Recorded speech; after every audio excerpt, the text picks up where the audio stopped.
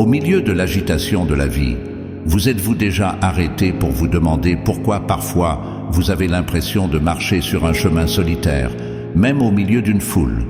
Pourquoi semble-t-il que ceux choisis par Dieu se retrouvent souvent seuls? C'est une question qui a résonné à travers les âges, touchant les cœurs des croyants en quête de but et de compréhension. Mais que se passerait-il si je vous disais que dans la profondeur de la solitude se cache un secret divin, attendant d'être découvert? Dans la tapisserie des Écritures, la solitude n'apparaît pas comme un fil d'isolement, mais comme une trame dorée de préparation divine et de conversation intime avec Dieu. Retournons à l'aube de ces récits où la solitude a façonné des destins et forgé une foi inébranlable. Considérez Moïse, un homme familier des palais d'Égypte et de la solitude du désert. Sa fuite à Madian, loin d'être une chute de grâce, était une orchestration divine pour 40 ans de préparation dans le désert. Là, loin du tumulte de l'Égypte, Moïse a trouvé Dieu dans le buisson ardent. Exode 3:14. Moïse était seul lorsque Dieu l'a appelé depuis le buisson ardent, un moment de profonde solitude qui s'est transformé en rendez-vous divin. Dans vos moments de solitude, avez-vous considéré pourquoi Dieu pourrait vous préparer? Comme pour Moïse, votre désert pourrait être votre terrain d'entraînement pour la grandeur. David, oint comme roi, n'est pas monté immédiatement sur le trône, mais a passé des années à fuir Saül, trouvant consolation et force dans le désert. Ces années n'étaient pas vaines, mais instrumentales pour façonner le caractère de David, sa dépendance à Dieu et son cœur selon Dieu. Psaume 63. David a exprimé son profond désir de la présence de Dieu dans un pays sec et aride où il n'y a pas d'eau. Dans le désert, David a trouvé sa force dans sa solitude avec Dieu. Dans vos périodes de désert, comment Dieu pourrait-il façonner votre cœur et votre caractère? Le puissant prophète Élie a vécu un moment de désespoir et d'isolement sur le mont Horeb. C'est dans la solitude d'une grotte que Dieu s'est révélé, non pas dans le tremblement de terre ni dans le feu, mais dans un murmure doux et léger. 1 Rois 19, 11, 12. Cette révélation de Dieu à Élie dans la grotte a montré que nous trouvons souvent Dieu dans le calme, dans le murmure doux et léger. À travers la solitude, Dieu nous façonne et nous prépare pour les desseins qu'il a conçus pour nos vies. Alors, au milieu de votre solitude, cherchez Dieu et permettez-lui de travailler en vous pour sa gloire et votre croissance spirituelle. Que vous puissiez trouver consolation et espoir dans la présence de Dieu pendant que vous traversez votre propre chemin de solitude. Que son murmure doux et léger vous guide et vous fortifie à chaque étape du chemin, au nom de Jésus. Amen. Dès le début du ministère terrestre de Jésus, il a été conduit par l'Esprit au désert. Là, en solitude, il a jeûné pendant 40 jours et a été tenté par le diable. Cependant, c'est également là qu'il a réaffirmé son engagement envers la volonté de son Père, émergeant renforcé pour la mission qui l'attendait. Matthieu 4, 1, 11. La tentation de Jésus dans le désert a été un moment crucial de solitude où il a démontré son obéissance et sa confiance dans la parole de Dieu. Dans vos moments de solitude et de tentation, vous pouvez trouver la force dans la parole de Dieu, comme l'a fait Jésus. Comment la solitude vous aide-t-elle à réaffirmer votre engagement envers le chemin que Dieu a tracé pour vous? De Moïse à Jésus, le désert et les lieux solitaires n'étaient pas des royaumes vides, mais des lieux de rencontres divines riches. Chaque histoire, chaque moment de solitude était un fil soigneusement tissé dans le plan divin de Dieu, révélant que parfois nous sommes conduits à des lieux de solitude pour nous préparer, nous enseigner et nous rapprocher de lui. En réfléchissant à ces histoires, demandons-nous comment nous pouvons embrasser nos propres moments de solitude, non comme des temps d'abandon, mais comme des espaces sacrés pour la croissance, la révélation et la préparation pour le chemin que Dieu a tracé pour nous. Alors que nous avons voyagé à travers le désert avec des héros bibliques, nous avons vu la solitude comme un rendez-vous divin, un espace sacré pour la rencontre et la transformation. Explorons maintenant le but de la solitude, découvrant comment ces moments silencieux sont conçus par Dieu pour nourrir notre croissance, affiner notre écoute et nous préparer à notre destinée. La solitude est le sol où la graine de la croissance personnelle est nourrie. C'est dans le silence que nous pouvons affronter notre vrai moi, dépouiller des façades que nous présentons au monde. Là, dans le silence, Dieu façonne notre caractère, forme nos cœurs et cultive des vertus telles que la patience, la foi et la persévérance. Réfléchissez à un moment de solitude dans votre vie. Comment cela vous a-t-il défié à grandir, à émerger plus fort, plus enraciné dans votre foi? Dans l'agitation de la vie, la voix de Dieu peut être noyée par la cacophonie de nos responsabilités quotidiennes et de nos distractions. La solitude nous offre un sanctuaire de silence où les eaux de notre âme se calment, nous permettant d'entendre son doux murmure. Tout comme Élie a trouvé Dieu non dans le tumulte, mais dans le murmure, nous pouvons aussi discerner sa guidance et sa sagesse dans nos moments de silence. Arrêtez et sachez que je suis Dieu. Psaume 46, 10. Un rappel de l'importance de la quiétude pour reconnaître la souveraineté et la présence de Dieu. Quand avez-vous expérimenté une véritable quiétude pour la dernière fois? Comment embrasser la solitude peut-il vous aider à accorder votre cœur au murmure de Dieu? La solitude est l'atelier divin de l'artisan où Dieu nous prépare pour la destinée qu'il a ordonnée, nous équipant des outils, de la sagesse et de la force dont nous avons besoin. Tout comme Moïse a été préparé dans le désert pour son rôle de leader et David a été façonné dans le désert pour devenir un roi selon le cœur de Dieu. Nos moments de solitude nous préparent pour le chemin unique que Dieu a tracé pour nous. Considérez Joseph, qui à travers ses épreuves et son temps seul en prison, a été préparé pour son futur rôle de leader en Égypte. Son histoire nous enseigne que même dans la solitude, et particulièrement dans la solitude, Dieu travaille, transformant nos épreuves en triomphe. Réfléchissez à votre saison actuelle de solitude. Comment Dieu pourrait-il utiliser ce temps pour vous équiper et vous préparer pour votre futur? Alors, la solitude n'est pas simplement une absence, mais une présence, la présence de Dieu. C'est un espace sacré où nous sommes invités à grandir, écouter et être préparés pour le voyage incroyable qui nous attend. Dans ces moments tranquilles, nous trouvons notre force, nous entendons notre appel et nous alignons nos cœurs à la volonté de Dieu. Alors que nous avançons, embrassons nos saisons de solitude avec espoir et attente.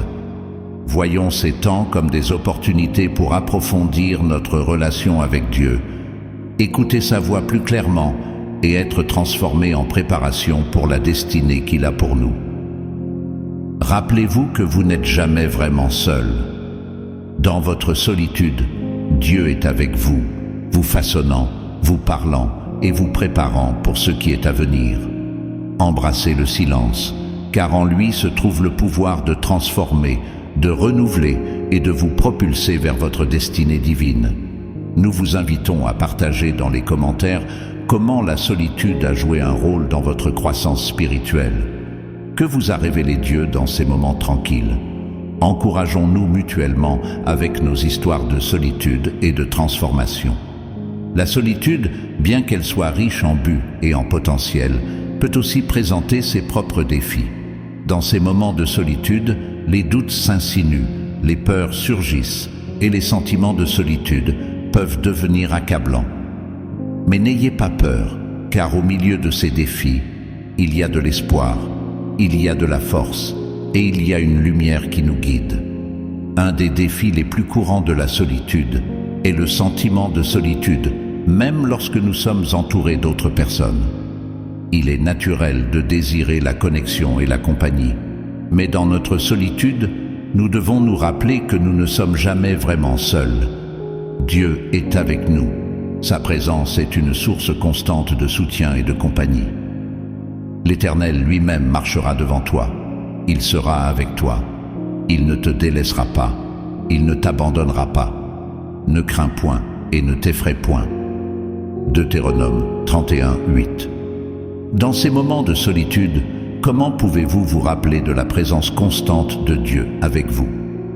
Comment trouvez-vous du réconfort dans son amour inébranlable et sa compagnie? La solitude peut aussi entraîner une désorientation et des questions sur le but de notre voyage. Cependant, dans ces moments de réflexion tranquille, nous pouvons redécouvrir notre but, notre appel et notre identité en Christ. Car je connais les projets que j'ai formés sur vous, dit l'Éternel, projets de paix et non de malheur, afin de vous donner un avenir et de l'espérance. Jérémie 29, 11. Comment pouvez-vous utiliser votre temps de solitude pour discerner les plans et les desseins de Dieu pour votre vie? Quels pas pouvez-vous prendre pour vous aligner sur sa volonté et sa direction? Bien que la solitude soit essentielle pour la croissance personnelle et l'intimité avec Dieu, il est aussi important de maintenir un sens de communauté et de connexion avec d'autres croyants. Nous ne sommes pas destinés à voyager seuls, mais à marcher aux côtés des autres qui peuvent nous soutenir, nous encourager et nous fortifier. Veillons les uns sur les autres pour nous exciter à la charité et aux bonnes œuvres. N'abandonnons pas notre assemblée, comme c'est la coutume de quelques-uns, mais exhortons-nous réciproquement, et cela d'autant plus que vous voyez s'approcher le jour. Hébreux 10, 24, 25. Comment pouvez-vous trouver un équilibre entre la solitude et la communauté dans votre vie? Qui sont les personnes vers lesquelles vous pouvez vous tourner pour obtenir du soutien et de l'encouragement pendant les moments de solitude? Enfin, les défis de la solitude, bien que souvent accablants, peuvent être surmontés par la foi, la persévérance et une confiance profonde dans le plan de Dieu pour nos vies. Dans nos moments de faiblesse, il est notre force. Dans nos doutes, il est notre sécurité. Et dans notre solitude, il est notre compagnon constant. Mais ceux qui se confient en l'Éternel renouvellent leur force. Ils prennent leur vol comme les aigles. Ils courent et ne se lassent point. Ils marchent et ne se fatiguent point. Ésaïe 40, 31. Comment pouvez-vous vous appuyer sur la force et la grâce de Dieu pour surmonter les défis de la solitude dans votre vie? Quels pas pouvez-vous prendre pour cultiver une confiance plus profonde en lui? Prenez un moment pour réfléchir aux défis de la solitude que vous avez affrontés dans le passé. Comment Dieu vous a-t-il aidé à les surmonter? Quelles leçons avez-vous apprises en chemin? Rappelez-vous que vous n'êtes jamais seul. Dans votre solitude, Dieu marche à vos côtés. Son amour vous entoure comme une étreinte chaleureuse. Que sa présence soit votre réconfort, votre force et votre guide lumineux à chaque saison de solitude. Aujourd'hui, nous explorons les privilèges et les joies extraordinaires qui viennent en étant appelés et choisis pour le but divin de Dieu. Être choisi par Dieu est un honneur sacré, une nomination divine qui nous met à part pour ses desseins. Chacun de nous est doté de dons, de talents et de passions uniques, conçus pour remplir un rôle spécifique dans son royaume. Embrasser notre appel avec humilité et obéissance ouvre la porte à une vie de but, de signification et de satisfaction au-delà de l'imaginable. Car nous sommes son ouvrage, ayant été créés en Jésus-Christ pour de bonnes œuvres, que Dieu a préparées d'avance afin que nous les pratiquions. Éphésiens 2, 10. Réfléchissez aux dons et talents uniques que Dieu vous a confiés. Comment pouvez-vous les utiliser pour servir son royaume et accomplir votre appel? La véritable joie se trouve en servant les autres, en étant des instruments de l'amour et de la grâce de Dieu pour ceux qui en ont besoin.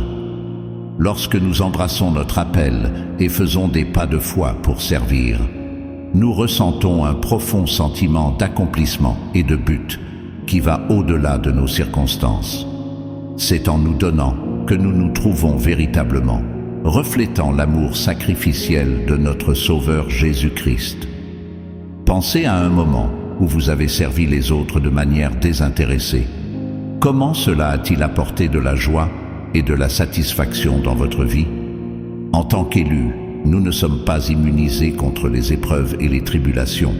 En fait, notre appel nous mène souvent à des saisons d'adversité et de tests. mais c'est dans ces moments que nous découvrons la profondeur de notre foi et la force de nos convictions. Par la puissance de l'Esprit de Dieu en nous, nous pouvons surmonter chaque obstacle et émerger victorieux, brillants comme des phares d'espoir et de résilience pour un monde dans le besoin. Je puis tout par celui qui me fortifie. Philippiens 4, 13. Comment la force de Dieu vous a-t-elle soutenu dans les moments d'adversité? Comment pouvez-vous vous appuyer sur sa puissance pour surmonter les défis dans votre vie? L'une des plus grandes bénédictions d'être choisi par Dieu est sa provision divine dans chaque aspect de nos vies. Que ce soit pour des besoins matériels, un soutien émotionnel ou une nutrition spirituelle, la provision de Dieu est abondante et débordante. Il est notre fidèle pourvoyeur, répondant à tous nos besoins selon ses richesses en gloire. Et mon Dieu pourvoira à tous vos besoins selon sa richesse, avec gloire en Jésus-Christ. Philippiens 4, 19. Réfléchissez à un moment où vous avez expérimenté la provision de Dieu dans votre vie. Comment cela a-t-il renforcé votre foi et votre confiance en lui? En tant qu'élus de Dieu, nous sommes bénis au-delà de toute mesure. Notre appel n'est pas un fardeau, mais un privilège. Ce n'est pas un voyage solitaire, mais une mission partagée pour apporter son amour et sa grâce à un monde dans le besoin. Embrassons notre appel avec joie, gratitude et foi inébranlable, sachant que nous sommes choisis, aimés et habilités par celui qui nous a appelés. Prenez un moment pour remercier Dieu pour les bénédictions d'être choisis. Que les bénédictions d'être élus par Dieu remplissent votre cœur de joie, votre âme de paix et votre vie de but alors que vous marchez en obéissance à son appel. Que vous expérimentiez la plénitude de son amour et la richesse de ses bénédictions maintenant et pour toujours. À l'aube d'un nouveau jour, nous nous consacrons à nouveau à ta volonté, offrant nos cœurs, nos esprits et nos vies à la beauté de tes desseins. En ce moment de quiétude, nous nous rappelons les innombrables bénédictions qui ornent nos vies, chacune étant un précieux cadeau de ta main. Nous te remercions, Seigneur, pour le don même de la vie, pour le souffle qui emplit nos poumons et le battement de nos cœurs. Nous te remercions pour la beauté de la création qui nous entoure, de la majesté des montagnes au murmure du vent, chacun étant un reflet de ta sagesse infinie et de ta créativité. Mais surtout, Seigneur, nous te remercions pour le don incomparable de ton Fils, Jésus-Christ, qui a donné sa vie pour que nous puissions vivre. Dans son sacrifice et sa résurrection, nous trouvons l'espérance, la rédemption et la promesse de la vie éternelle. Que son sacrifice soit toujours devant nous comme un phare de lumière illuminant notre chemin et nous guidant en toute sécurité vers ton amour. Père céleste, alors que nous réfléchissons au chemin qui nous a amenés jusqu'à ce moment, nous nous rappelons les défis rencontrés et les victoires remportées.